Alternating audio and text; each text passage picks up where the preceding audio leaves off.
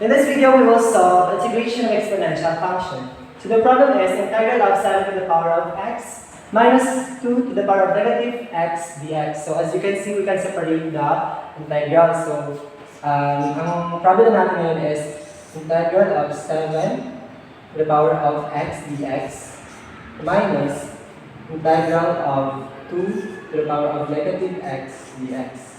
So dito tayo mag-focus muna. So we will let u is equal to x. So du is just dx. So dito naman is we will let u is equal to negative x. Then du is negative dx. So dx is just negative du.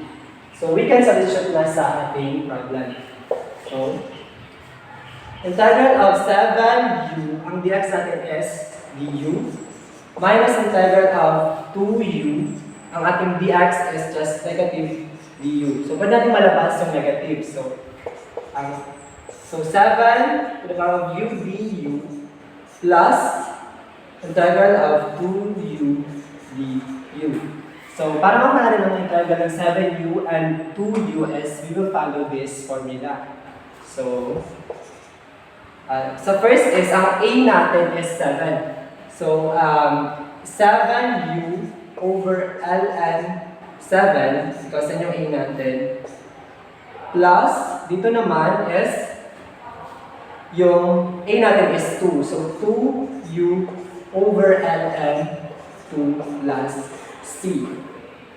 So, we will replace the value of u sa corresponding na value ng u dito. So, 7 to the power of x over ln 7 plus 2 to the power of u is equal to negative x over ln 2 plus c. So this is the final answer.